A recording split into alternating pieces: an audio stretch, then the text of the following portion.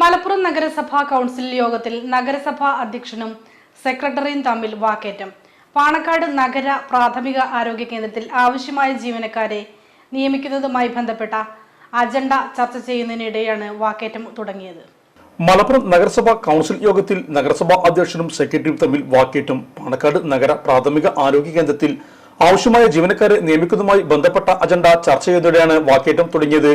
പദ്ധതി നിർവഹണവുമായി ബന്ധപ്പെട്ട് നഗരസഭയിൽ അധ്യക്ഷനും സെക്രട്ടറിയും തമ്മിൽ നേരത്തെ തന്നെ അഭിപ്രായ വ്യത്യാസമുണ്ട്.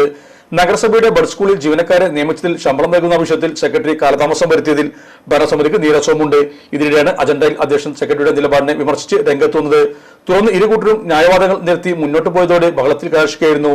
ഒടുവിൽ പാണക്കാട് പ്രാഥമിക ആരോഗ്യ കേന്ദ്രത്തിൽ ജീവനക്കാരെ നിയമിക്കുന്ന വിഷയത്തിൽ സർക്കാർ ഉത്തരപ്രകാരം നടപടി സ്വീകരിക്കാൻ തീരുമാനിച്ചു. കുന്നുമൽ കംഫർട്ട് സ്റ്റേഷൻ നവീകരിക്കാൻ പുതിയ ടെൻഡർ വിളിക്കാനും യോഗം തീരുമാനിച്ചു.